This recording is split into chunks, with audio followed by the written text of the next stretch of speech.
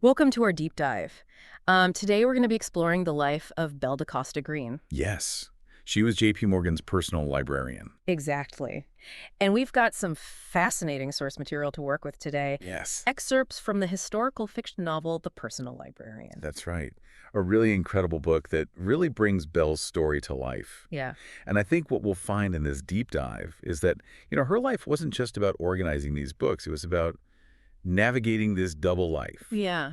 wielding power in this really elite art world, while concealing a secret that could have just completely destroyed everything. Yeah, and the novel starts with Belle already at Princeton University's library.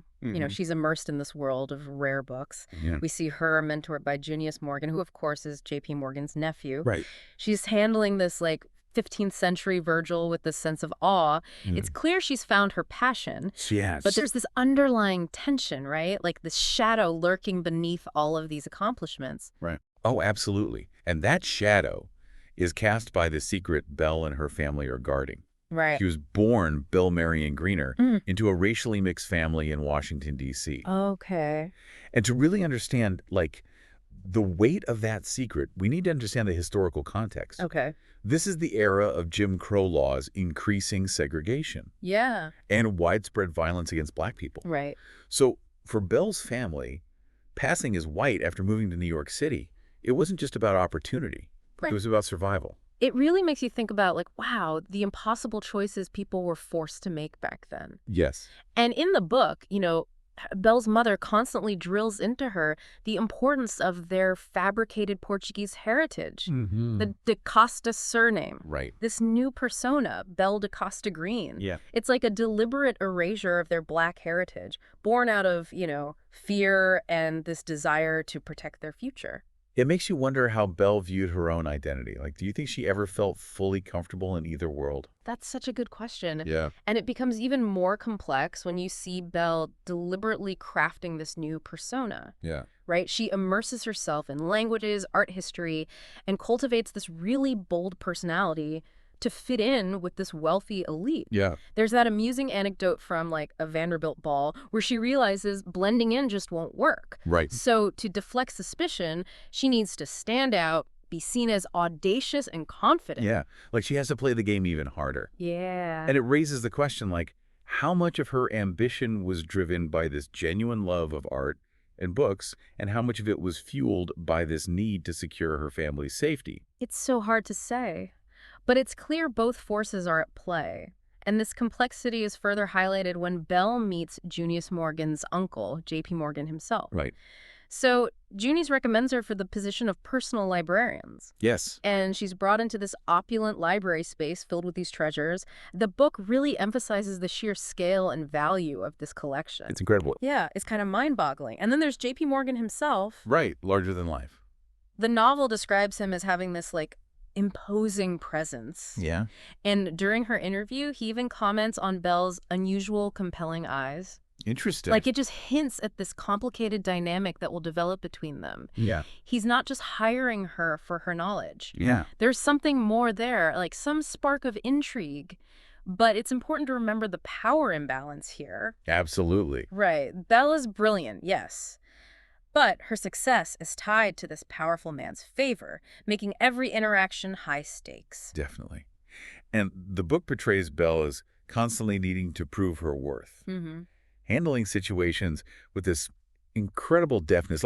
You remember that time when the art dealer tries to pass off a fake antiquity to Morgan? Oh, yeah. And Belle just exposes the deception, Oh. revealing her deep knowledge and this really sharp eye. It's fascinating, right? These moments reveal a woman walking a tightrope. On the one hand, she's thriving, earning respect in this elite world. But on the other hand, she's constantly aware of the risk. Yeah. The potential for everything to crumble if her secret is exposed. And this tension, it's woven throughout her personal life as well. Yeah. The novel describes her relationship with Bernard Berenson, this renowned art historian, as a really passionate but ultimately destructive affair. Yeah. It's complicated by his existing marriage. Of course. And just the societal expectations surrounding women's roles at the time. It makes you wonder if Belle ever felt safe enough to be her authentic self with anyone.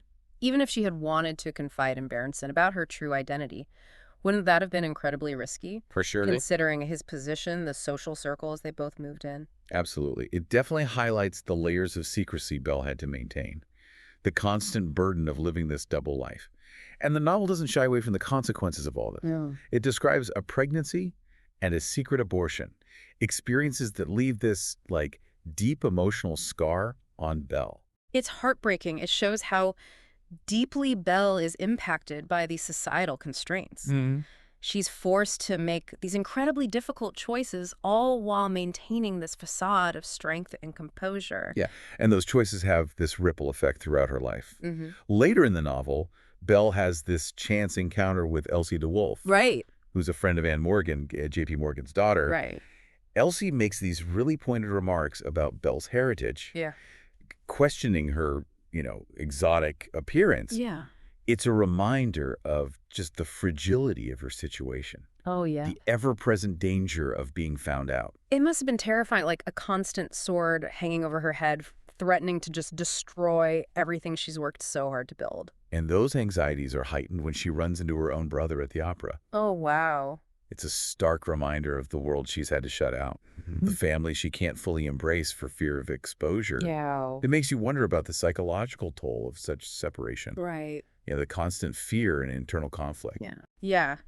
It's a stark reminder of the insidious nature of prejudice, how it forces people to fragment their identities and live in this constant state of fear. Absolutely. But even amidst all of these struggles, the book highlights Belle's professional triumphs. Yeah, she's amazing. He becomes this respected figure in the art world, renowned for her expertise and really shrewd negotiation skills. It's almost like she throws herself into her work as a way to cope with the personal turmoil. Yeah. We see her winning these bidding wars for rare books, cementing her reputation.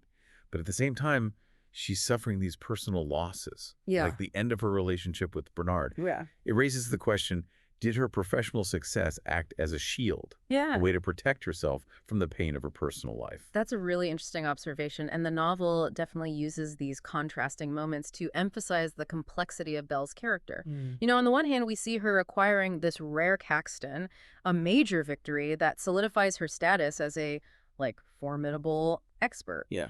But then the book juxtaposes this triumph with this poignant detail of Belle gazing at this Fragonard painting, The Progress of Love, which seems to reflect her own longing for a stable relationship, something that feels unattainable in her current situation.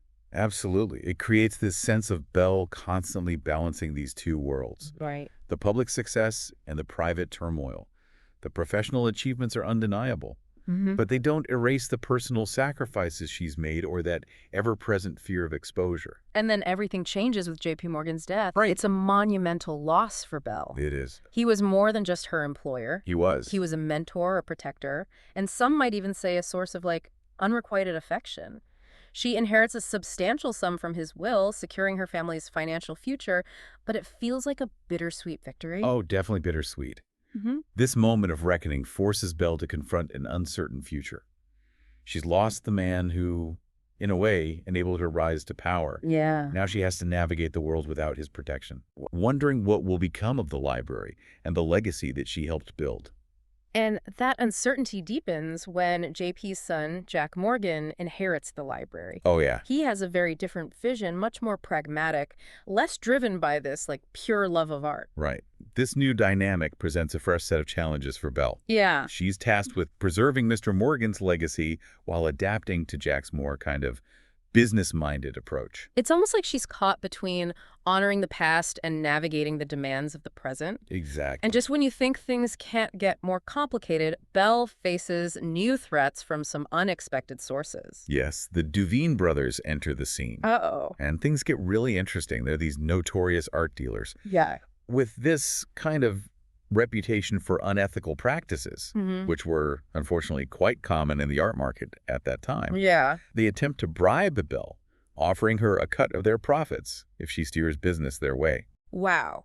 It's a shocking proposition that forces Belle to confront the murky side of the art world, the compromises and betrayals that are often hidden beneath this veneer of sophistication. It highlights these really difficult choices Belle constantly faces. She's always walking this tightrope, trying to balance her ambition, her principles, while protecting her secret. Right.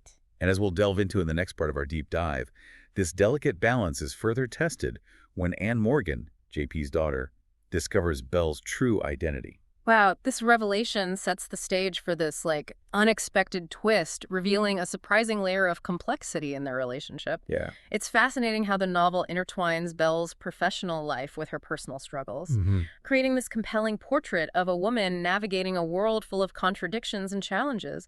But before we move on, I want to hear your thoughts. What stood out to you most in this first part of Belle's journey? What strikes me is how Belle's relationship with JP Morgan, it goes beyond just this typical employer-employee dynamic. Yeah. It's almost like a dance, a constant negotiation of power and respect. I completely agree. And it's clear there's a deep mutual admiration between them. Yes. It starts subtly, like his comment about her unusual, compelling eyes during her interview. Yeah. But as they work together, it evolves into something much more complex. Absolutely. He trusts her judgment, He does. relies on her expertise, Mhm. and even confides in her during times of personal and professional crisis. Like during the financial panic of 1907. Yeah. For instance, the novel depicts them playing cards late at night with the weight of the nation's economic stability hanging over them. Wow. It's this really powerful scene that reveals their shared intellect and the trust that JP Morgan places in Belle. Yeah. It goes far beyond just managing his library. It really does. You can sense this genuine connection forming, this Yeah. understanding that transcends their professional roles. Absolutely. But it's also clear that Belle is walking a very fine line. Yeah. She needs to maintain her professional distance, especially considering his reputation. Oh, right. As a powerful and somewhat notorious ladies' man. That reputation adds another layer of complexity to their dynamic. Oh, yeah.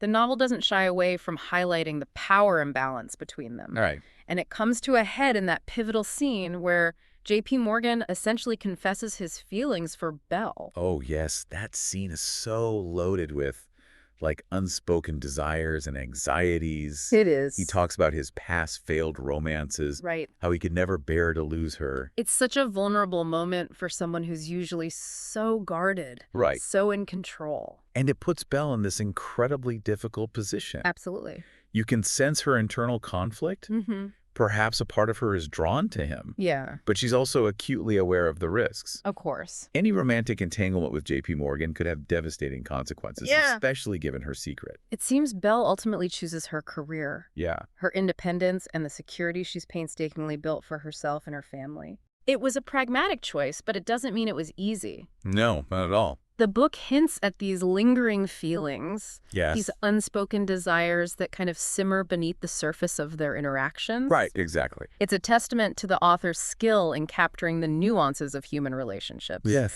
Especially those entangled in power dynamics and social constraints. Absolutely. And the novel doesn't just focus on Belle's professional and romantic life. It also delves into her personal struggles. Yes.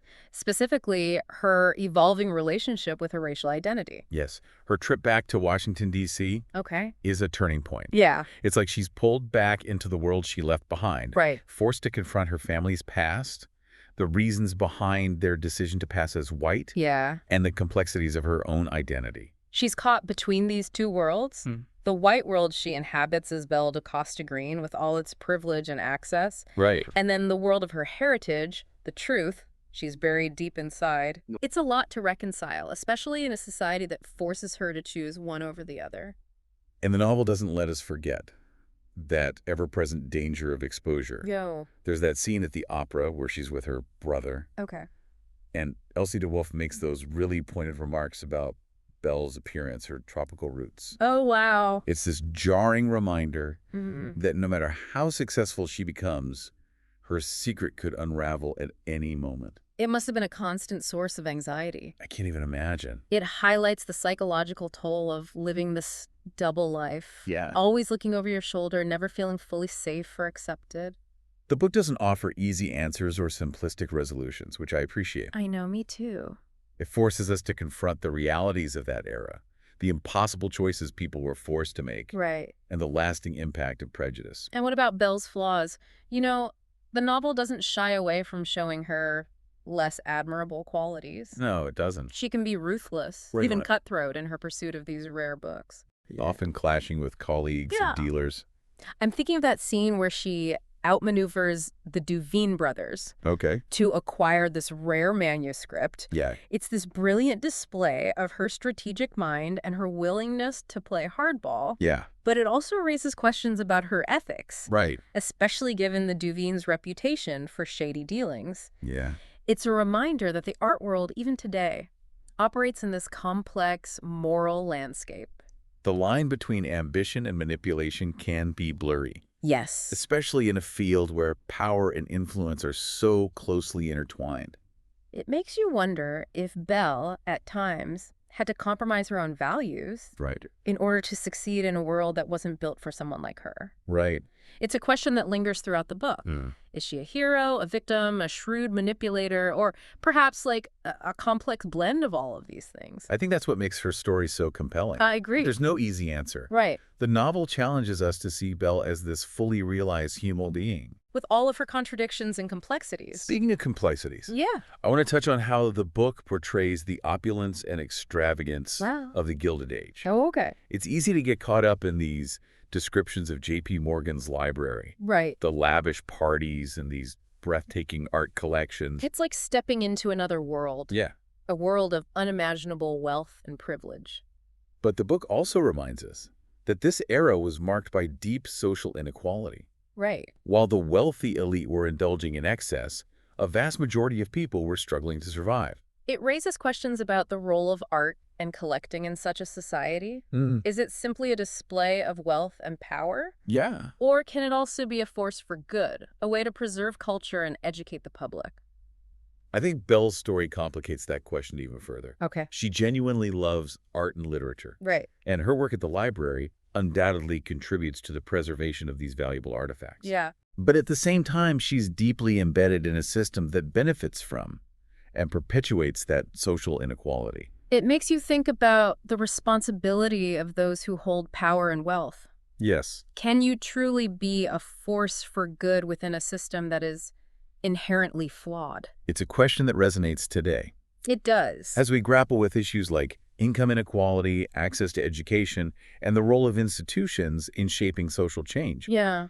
Belle's story reminds us that these are not new dilemmas. Yeah. They've been woven into the fabric of our society for generations. And those dilemmas extend into Belle's personal life as well. Yeah, The novel touches on the challenges she faces as a woman in a male-dominated world. absolutely. There's this constant undercurrent of sexism throughout the book. Right. From like subtle snubs to outright attempts to undermine her authority. Yeah.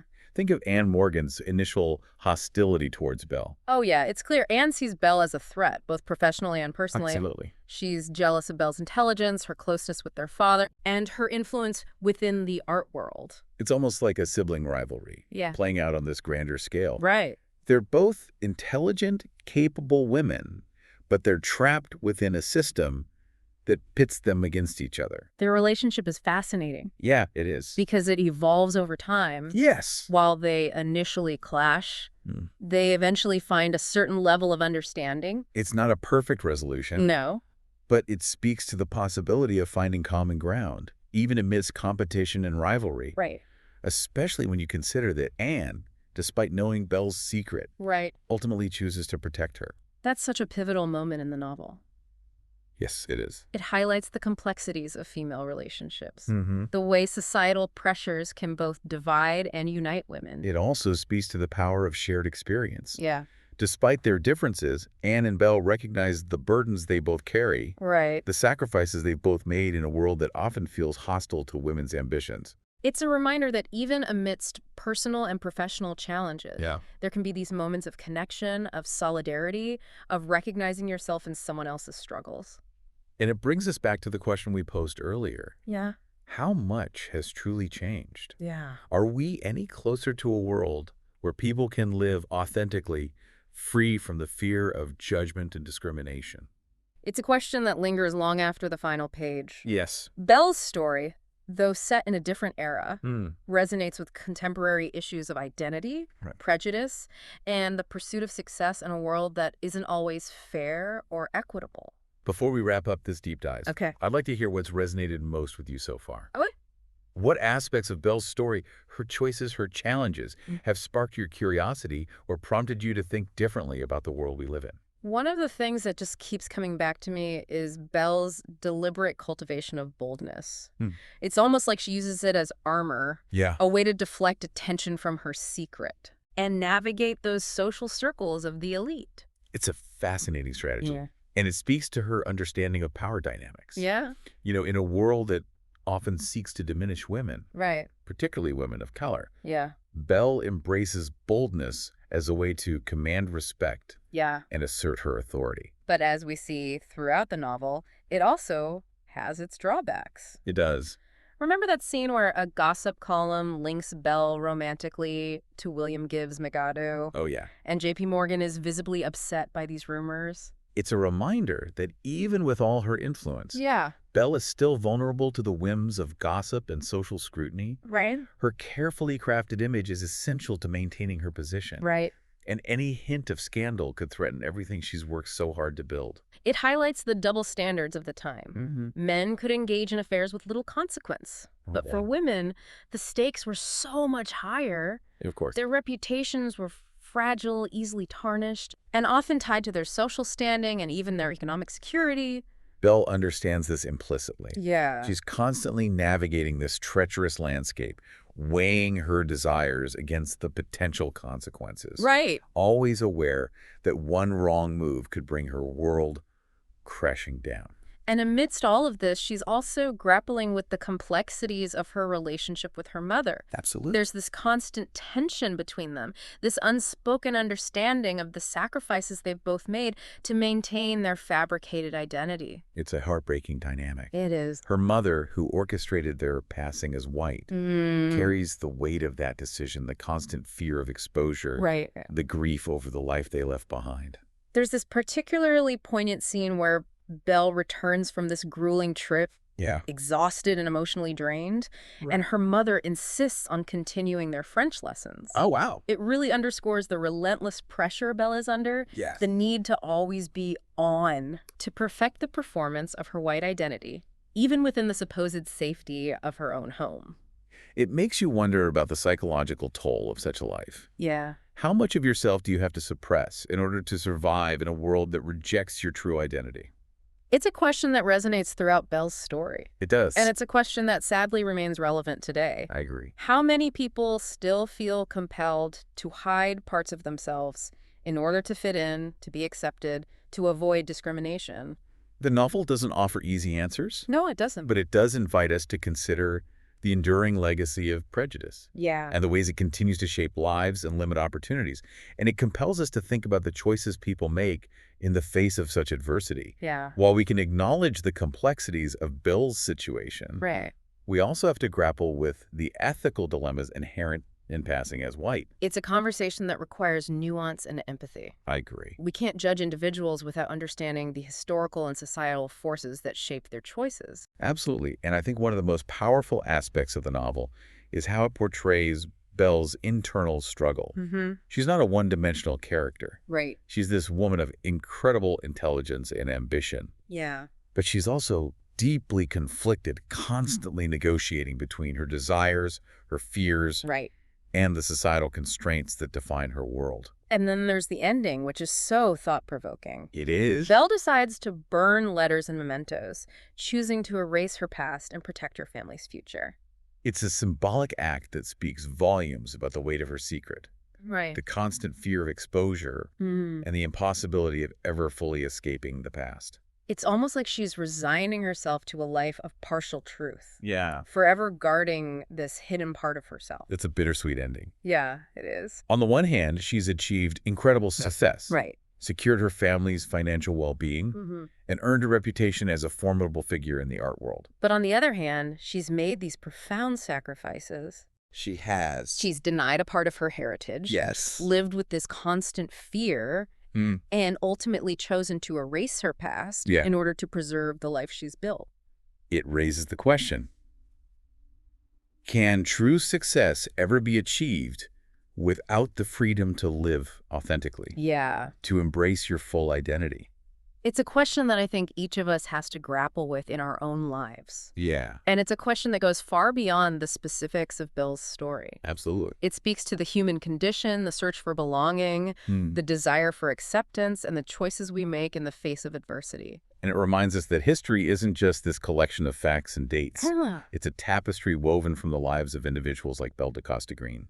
Individuals who navigated these complex circumstances, Yeah. made difficult choices, and left behind legacies that continue to resonate with us today. What a fascinating deep dive this has been. It has. Belle da Costa Greene's story, as told in the Personal Librarian, is more than just a historical account. It's a reflection on the complexities of identity, Right. the enduring legacy of prejudice, Yeah. and the human capacity for both resilience and compromise. It's a story that challenges us to look beyond the surface, to question our assumptions, and to recognize that multifaceted nature of truth. I hope this deep dive has provided you with new insights and perspectives on Belle da Costa Greene's remarkable life. I hope so, too. Her story is a reminder that history is full of these hidden figures. It is. Individuals who made extraordinary contributions, despite facing unimaginable challenges. And it's a testament to the power of stories to illuminate the past, to spark dialogue, and to inspire us to create a more just and equitable future. Thank you for joining us on this journey of discovery. Yes, thank you. We encourage you to continue exploring the life and legacy of Belle da Costa Greene, Absolutely. and to consider the ways in which her story connects to the ongoing conversations about race, identity, and social justice in our own time.